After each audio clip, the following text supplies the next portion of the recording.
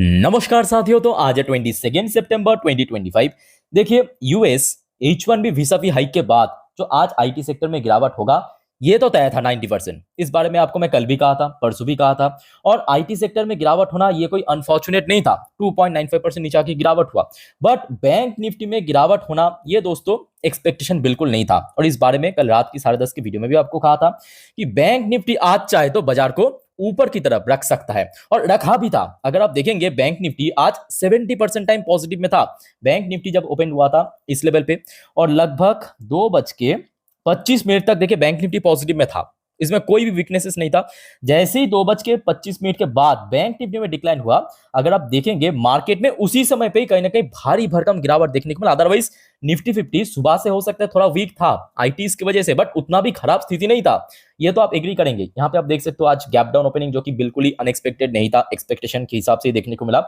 उसके बाद देखेंगे मैक्सिमम टाइम आज निफ्टी 50 फर्स्ट हाफ में 25,300 को होल्ड कर लिया था। उसके बाद अगर आप देखेंगे सेकेंड हाफ में भी उतना खराब स्थिति नहीं था। बीच बीच में 25,300 के ऊपर पहुंच रहा था, कभी 25,080-90 इसी रेंज के आसपास था। मतलब कहने के लिए जो 25,250 की क्रूशियल सपोर्ट लेवल आपको मैं कहा था, इस लेवल के ऊपर ही था मैक्सिमम टाइम।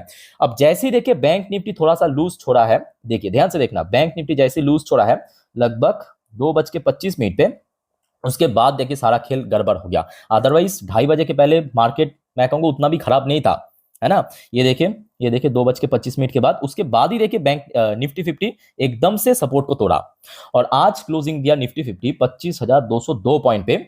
और सबसे इंपॉर्टेंट पार्ट क्या है कि 25,250 इस सपोर्ट लेवल के बारे में आपको मैं कल कहा था ना कि दो सपोर्ट लेवल है, एक 25,250, भले ही आज करेक्शन रहा, बट फिर भी अगर 25,250 को होल्ड कर जाता था ना, वो बेस्ट रहता। और उसके नीचे 25,150, और क्लोजिंग दिया है 0.49% गिरावट के साथ। ओके, सो आज ओपनिंग तो एक्सपेक्टेशन था कि थोड़ा सा वीकनेसेस होगा, बट ये एक्सपेक्टेशन नहीं था कि 25,250 ब्रेक कर जाएगा। सो इस बारे में आप लोगों का क्या विचार है, कमेंट करके बताइए। बट शुक्र है कि दूसरा जो सपोर्ट लेवल आपको मैं कल कहा था 25,150 उसके ऊपर सपोर्ट मिल गया। मतलब आज इंटरडे लो टच किया, देखिए 25,151 पॉइंट पे। बट मेनली मैं कहूंगा आज बैंक निफ्टी की वजह से गिरावट हुआ। आईटी सेक्टर गिरेगा ये तो 90% कंफर्म था। 90% कंफर्म था कि H1 वीजा फी हाइक के बाद आईटी सेक्टर आज तबाह होगा। But still bank Nifty financial service sector की वेटेज क्योंकि बहुत ज्यादा है, सबसे ज्यादा है, तो जिस वजह से एक उम्मीद भी था कि आज बैंक्स या फाइनेंशियल सर्विस सेक्टर का चल गया तो कहीं ना कहीं मार्केट को रोक लेगा बहुत बड़ी कोई गिरावट से। बट आखिरी 1 घंटों पे कहना चाहूंगा कि रोक नहीं पाया, और बैंक निफ्टी क्लोजिंग दिया 0.31% नीचे। आईटी तो चलो ठीक है, 3% के आसपास गिरावट हुआ। फार्मास्यूटिकल सेक्टर भी लगभग 1.41% की गिरावट हुआ। फाइनेंशियल सर्विस सेक्टर ये हो सकता है कि निफ्टी 50 में मौजूद सबसे टॉप वेटेज वाली sector, but still flat closing देना बिल्कुल सही नहीं था। मतलब शुरू शुरू में तो चलो ठीक ठाक था, जिस वजह से मार्केट में भी कोई करेक्शन नहीं हुआ था, फिर उसके बाद जैसे ये फ्लैट में आ गया, बस सब खत्म। अच्छा, एफएमसीजी सेक्टर से भी मैं कहूंगा जीएसटी रिफॉर्म इंप्लीमेंट के बाद इतना भी खराब उम्मीद नहीं था। एफएमसीजी सेक्टर भी आज काफी मार्केट को नीचे की तरफ पुल किया। इसके अलावा देखिए एमएनसी सेक्टर, सर्विस सेक्टर भी थोड़ा नीचे था। एनर्जी सेक्टर फिर भी सही था, 0.69% पॉजिटिव में। रियलिटी सेक्टर थोड़ा वीक था, पीएसयू बैंक भी थोड़ा वीक था। बट ये सब सेक्टर एक्चुअली जब ओपन हुआ था फर्स्ट हफ्ते तक तो सब बढ़िया चल रहा था, बट वही आखिरी 1 घंटों में ना वो एक की फैक्टर बन गया, वो आखिरी 1 घंटा 2:30 के बाद। और कंजप्शन सेक्टर चलो ठीक है, यहाँ पे ठीक ठाक साथ दिया। बट ऑटो सेक्टर शुरू में ठीक था, बट उसके बाद इसमें भी गिरावट हुआ। और इसके अलावा देखिए मेटल सेक्टर ठीक ठाक था आज, मीडिया सेक्टर भी ठीक ठाक था, सीपीई सेक्टर भी ठीक ठाक था। बट ओवरऑल बात करें आज बाजार की सेंटिमेंट उतना अच्छा नहीं था, ये बात भी सही है। बिकॉज आज ना केवल 1 घंटे पे, मतलब आखिरी 1 घंटे पे आपके बैंक निफ्टी में गिरावट हुआ, आपके मिड कैप सेक्टर गिरा, स्मॉल कैप सेक्टर गिरा, पीएसयू सेक्टर गिरा, जिसके कारण साथियों पूरा पूरा चांस है कि आज आपके पोर्टफोलियो भी काफी नीचे आके क्लोजिंग दिया। सो क्या आपके पोर्टफोलियो की स्टेटस है, प्लीज कमेंट करके बताइए। अच्छा चलिए, अब एक एक करके इंपॉर्टेंट कुछ टॉपिक आपके साथ मैं शेयर करता हूं जो आज की लेटेस्ट अपडेट है। पहले चलिए यहाँ पे कुछ फॉर्मल पॉइंट्स मैं आपको दिखाता हूं कि किस वजह से आज बाजार में गिरावट हुआ। तो सबसे पहला पॉइंट यहाँ पे मेंशन किया है, डिक्लाइन इन आईटी स्टॉक्स। देखिए यहाँ पे हो सकता है कि प्राइमरी रीजन ठहरा है आपके आईटी स्टॉक्स को मतलब गिरावट होना, ये चलो एक प्राइमरी रीजन तो है। बट मैं कहूंगा बैंक निफ्टी आज बहुत बड़ी कल्प्रिट रहा ऑनेस्टली से। मतलब बैंक निफ्टी या फाइनेंशियल सर्विस सेक्टर अगर जो फर्स्ट हाफ या ऑलमोस्ट 70% टाइम जहां पे था उसी लेवल पे क्लोजिंग देता ना, मार्केट में आज इतना ज्यादा गिरावट या सेल ऑफ नहीं होता। ओके। अच्छा, राइस क्रूड प्राइस ये मैं कहूँगा उतना भी बहुत बड़ी फैक्टर नहीं है और उतना भी ज़्यादा इंक्रीज नहीं हुआ। हाँ, ये बात एकदम सही है कि आज सुबह सुबह एक बार मैं आपको दिखाना चाहूंगा कि डॉ जोन्स की फ्यूचर है, नैस्डैक की फ्यूचर, जैसे कि आपको मैं कल रात की 10:30 की वीडियो में भी कहा था कि बस एक बार ट्रैक कर लेना। और ये बात एकदम सही है, अभी देख सकते हो कि यूएस में लोकल टाइम सुबह 6:28 के डॉ जोन्स की फ्यूचर भाई साहब 0.35% नीचे है। तो मतलब आज रात में कहीं ना कहीं यूएस मार्केट भी थोड़ा वीक ओपन हो सकता है। ओके, नैस्डैक की फ्यूचर भी अगर आप देखेंगे सुबह से ही वीक था, अभी भी लगभग वीक ही चल रहा है। तो ये भी एक मैं कहूँगा बहुत बड़ी की फैक्टर रहा कि मार्केट आज मतलब एक्सपेक्टेशन के हिसाब से रिकवर नहीं कर पाया अपने आप को। ओके, आज उसके बाद देखिए H1B वीसा फी को लेके जिस वजह से आज मेनली आईटी सेक्टर में गिरावट हुआ, अलग अलग एनालिस्ट हो गया, अलग अलग ब्रोकरेज फर्म की तरफ से कहा गया, जो अपना अपना ओपिनियन आया है। जेपी मॉर्गन ने कहा, JP Morgan call India a bright spot even as tariff and $1 lakh H1B visa fee bite. So let's see क्या होता है। बट देखिए, मेरा ओपिनियन यह है कि ठीक है, जितना करेक्शन होना था आज ऑलरेडी हो चुका, मतलब मार्केट में एडजस्टमेंट हो चुका है।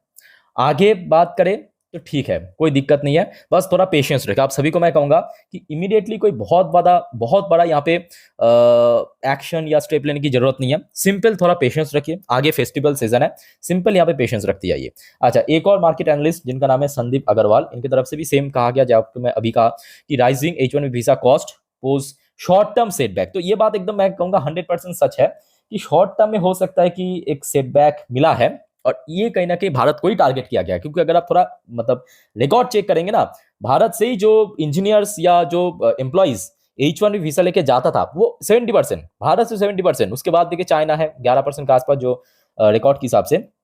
बट मेनली ये जो सडनली यूएस द्वारा H1B वीसा फी हाइक हुआ है, और ये इनडायरेक्टली भारत को ही टारगेट किया गया है ना। Indian IT long term edge remain intact, तो ये एनालिस्ट की तरफ से कहा गया। बट मेरे हिसाब से आईटी सेक्टर अभी थोड़ा सा स्ट्रगल कर सकता है, बट हाँ शॉर्ट टर्म में इंपैक्ट थोड़ा ज्यादा देखने को मिलेगा। आज उसके बाद देखिए यहाँ पे द गार्डियन ने क्या कहा, गार्डियन ने कहा afraid of our talent India hits back against Trump H1B visa fee hike. तो भारत की तरफ से कोई यहाँ पे डेलीगेशन या कोई यूनियन मिनिस्टर की तरफ से कहा गया कि भारत की जो टैलेंट है उससे डरता है यूएस। तो ये मैं कहूँगा ठीक है, एक तो बात सही है, क्योंकि आज अगर आप देखेंगे यूएस की जो टॉप कंपनीज की जो सीईओ, सीएफओ, सीओओ वो मोस्टली इंडियन ही आपको दिख जाएगा। चाहे सुंदर पिचाई की बात करें, सत्य नरेला की बात करें, या अलग अलग कंपनी, बहुत सारे कंपनी है। सो कहीं ना कहीं ये सब लोग H1B वीसा होल्डर ही है ना। तो कहीं ना कहीं ये बात तो काफी हद तक सही है। अच्छा, उसके बाद आ जाइए जीएसटी रिफॉर्म इंप्लीमेंटेशन को कुछ इंपॉर्टेंट रिपोर्ट है, जैसे कि smaller cities to boost festive demand, GST cut to fuel the momentum. But इसके लिए मैं कहूंगा साथियों कि इमीडिएटली हो सकता है कि आपको कोई बहुत बड़ा रिएक्शन ना देखने को मिले, बट थोड़ा पेशेंस रखिए, क्वार्टर बाय क्वार्टर धीरे धीरे करके आपको यहाँ पे इंपैक्ट देखने को मिलेगा। अच्छा, इसके बाद याद रखना आज रात में कुछ बड़े खबर आ सकता है, बिकॉज यूएनजीए मीटिंग आज से शुरू होने वाला है। External affair minister Jaishankar to meet US secretary of state Marco Rubio in New York today. तो आज जो यूएनजीए की बैठक है, मीटिंग है, तो मोदी जी तो वहां पे आज अटेंड नहीं किया, बट भारत को वहां पे रिप्रेजेंट कर रहा है भारत के external affair minister S Jaishankar साहब। और आज जयशंकर साहब के साथ जो यूएस की स्टेट सेक्रेटरी मार्को रूबियो, इन दोनों के बीच एक बहुत वाइटल मीटिंग होगा। तो देखिए, अलग अलग टॉपिक पे हो सकता है, बट मोस्टली चांस है कि ये जो भारत के ऊपर एडिशनली 25% टैरिफ इंपोज किया है, टोटल 50% टैरिफ इंपोज किया है, इसके ऊपर कुछ ना कुछ आपको जानकारी अपडेट देखने को मिलेगा। ठीक है, सो इस बारे में रात में जब भी कुछ अपडेट आएगा, सो डोंट वरी, अपडेट मैं आपको दे दूंगा। अच्छा साथियों, आगे बढ़ते हैं नेक्स्ट टॉपिक पे, बट उसके पहले आप सभी को रिक्वेस्ट करूंगा, अगर आपने इस चैनल को अभी तक सब्सक्राइब नहीं किया ना, तो प्लीज फटाफट कर लीजिए, एकदम फ्री ऑफ कॉस्ट है। टाइम टू टाइम जानकारी मार्केट से रिलेटेड हो, जियोपॉलिटिकल अपडेट हो, मैं आपको दे दूंगा। और याद रखना मेरे प्यारे साथियों, आज रात की 10:30 की वीडियो, जिस पर हम नेक्स्ट डे मार्केट प्रेडिक्शन, पूरे दिन की शेयर बाजार की अपडेट को कवर करते हैं, मिस मत करना। इवन उसके बाद रात की 12 बजे की वीडियो में, जैसे कि आपको मैं कल भी अपडेट दे दिया था, जियोपॉलिटिकल अपडेट आज भी आ जाएगा। सो एक भी अपडेट मिस मत करना, चैनल को सब्सक्राइब करके रखिए, स्टे कनेक्टेड विद चैनल। आज उसके बाद साथियों देखिए, आज इंडियन करेंसी की वैल्यूएशन में भी थोड़ा सा डिक्लाइन हमें देखने को मिला, थोड़ा सा वैल्यूएशन ड्रॉप हुआ है।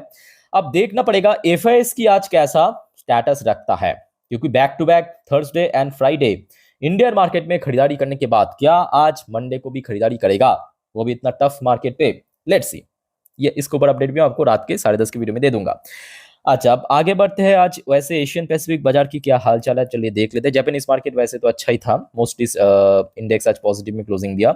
चाइनीज मार्केट भी आज बढ़िया था, हांगकांग की मार्केट आज थोड़ा वीक था इंडियन मार्केट की तरह, साउथ कोरियन मार्केट भी अच्छा था। इंडियन मार्केट में भी आज मतलब इंडियन मार्केट में तो करेक्शन हुआ ही है। ताइवानिश मार्केट आज बहुत अच्छा मूड में था, ऑस्ट्रेलियन मार्केट भी ठीक ठाक ही था। पाकिस्तानी बाजार आज थोड़ा वीक था, न्यूजीलैंड की बाजार भी थोड़ा वीक था, मलेशियन मार्केट भी ठीक ठाक था, इंडोनेशियन मार्केट भी थोड़ा वीक था, सिंगापुर भी थोड़ा वीक था, थाई मार्केट भी थोड़ा वीक था। यानी कुछ कुछ जगह की मार्केट आज पॉजिटिव भी था, कुछ जगह की मार्केट थोड़ा नेगेटिव भी था।